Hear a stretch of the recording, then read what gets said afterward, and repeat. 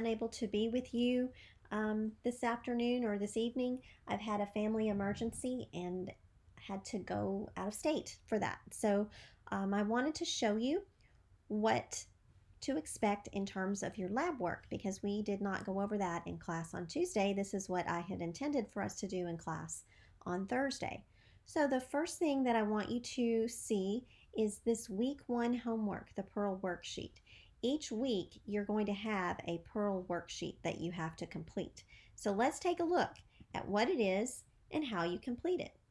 So you'll notice on this assignment page that you have to read this week's pages of the Pearl. You can download the actual worksheet. So that's what I want you to do is click on this arrow and download the worksheet. Then double click on it. Okay. Then take a look here and actually let's take a look at the worksheet. The worksheet that you're going to do each week has 3 parts to it. There is a double entry journal, there is vocabulary, and there's an argument paragraph. In the double entry journal, you're going to find 6 passages from the novel that seem important to the story or that somehow grab your eye. Maybe it has vivid language, or it shows some kind of a theme, or it uses figurative language, or it reminds you of something in your own life. Anything pretty much goes as long as you don't just randomly select things. Let me show you what I mean in this instance. So if you want to, one of the best ways to do this is to copy and paste from the digital version, which you can find by going to, actually it's right there, this digital version right here. So you can go to this digital version. It's right there on the page. And let's say that you're reading and you find this line interesting. His blanket was over his nose to protect him from the dank air. Okay, that word dank is an interesting word. It kind of makes me think of like something that smells musty and maybe with like, you know, kind of like a cave, or if you've ever been in a cellar, that's kind of or a basement, that's kind of a dank smell. But so go ahead and put the quote there, put the page number in a parentheses, and then write your notes about it. So I'm going to highlight this word dank just because that's interesting to me, and I'm going to say, you know, the word dank here makes me think of musty places that are near the water, maybe a cave, maybe the air is dank because his house has no windows or doors. Maybe the floors are made of dirt and that gives off a dank smell. I don't know. Okay, so the point is you're responding to the actual quote. You're going to do that for 6 different quotes. Let's do one more. It says here, this is about Juana. It was Juana arising soundlessly. On her hard, bare feet, she went to the hanging box where Coyotito slept, and she leaned over and said a little reassuring word. Okay, so that is interesting to me because I've never heard of a baby sleeping in a box. Have you heard of a baby sleeping in a box? A hanging box? I mean, maybe a box, but I've known people that put babies in, like they made the chest, the drawers or the dresser, they put a little box in there for the baby. But I've never heard of a hanging box. So I'm going to ask that question. Why a hanging box? Was it because of dirt floors? Or to protect the baby from animals at night? I don't know. I don't know why that would say that. But you see, what I'm doing is responding to the text that I read. And so that's what you will do with 6 passages. What is a passage? A passage is at least a sentence. It could be more than one sentence if it's something that you find significant. So you're going to do this with 6. There's 6 rows here. Quotes on the left, your notes, thoughts, and questions on the right. The next thing you do is vocabulary. Choose 3 vocabulary words that you don't know and then look up their definitions. Okay, so let's see. Perhaps you don't know what the word, maybe you're not quite sure what this word is. A late moth blustered in to find the fire. What does bluster mean in that context? So I'm going to copy that, blustered, and as far as the definition goes, I have to go online. So I'm going to look up definition of blustered and see what it says. To talk in a loud, aggressive, or indignant way with little effect. Well, that's not what the moth was doing in the story. Or of a storm, wind, or rain, to blow or beat fiercely and noisily. Well, I can kind of see a moth doing that with, batting its wings. Have you ever seen a moth going up against a lamp or something in your house? So that's kind of what that means. So I'm going to go ahead and copy and paste this definition, but I got to say where it's from.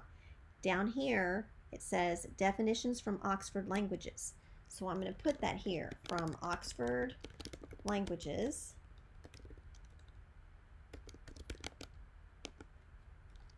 And then I'm going to put the actual definition here.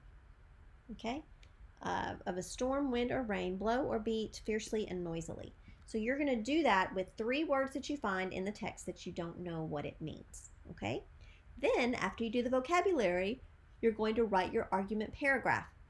You have to use the claim, evidence, and analysis framework that I taught you on our last class period together. You see how it's highlighted? The example here. Write a claim sentence that takes a position on this week's question about the pearl and does not use the words I think or I believe. Tell what is happening in the story at this point. Give the direct quote from the text that supports your claim. Insert page number of the story that the quote was on. Write an analysis sentence that explains and elaborates on the quote you selected, showing how it proves the claim.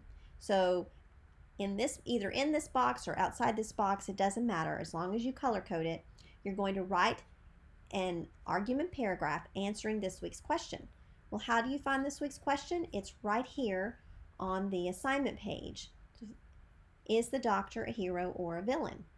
Be sure to state your position in a claim, use a direct quote to prove your position as evidence, and write an analysis that explains or elaborates on the quote to show how it proves your claim.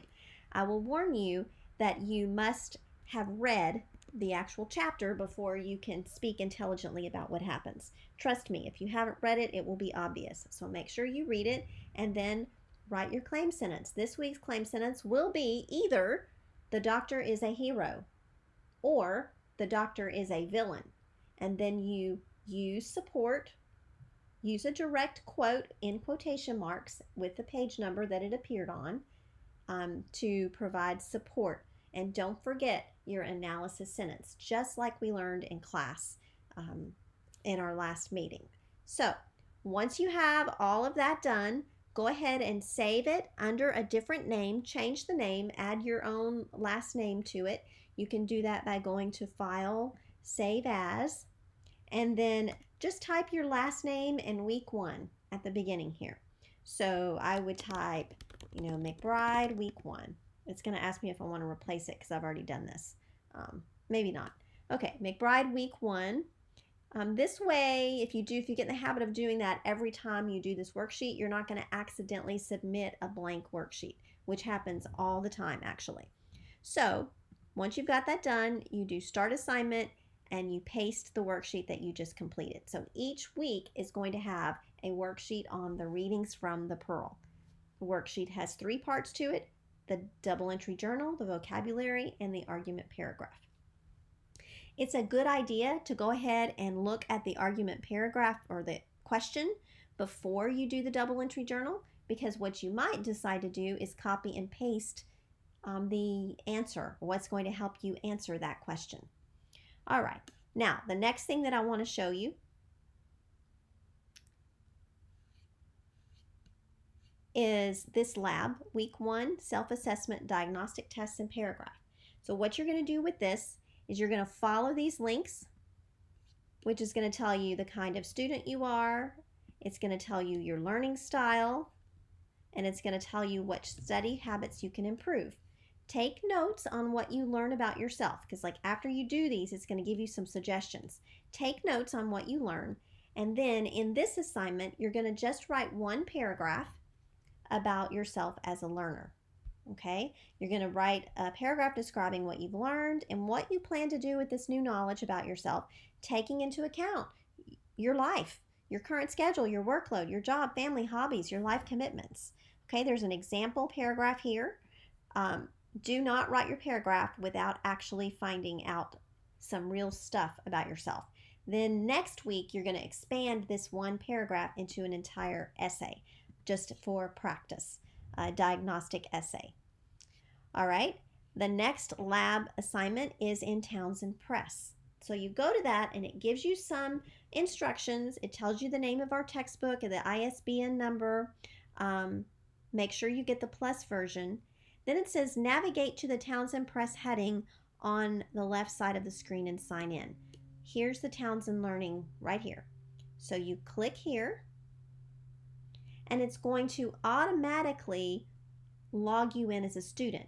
You're probably going to see this screen first, which is by titles.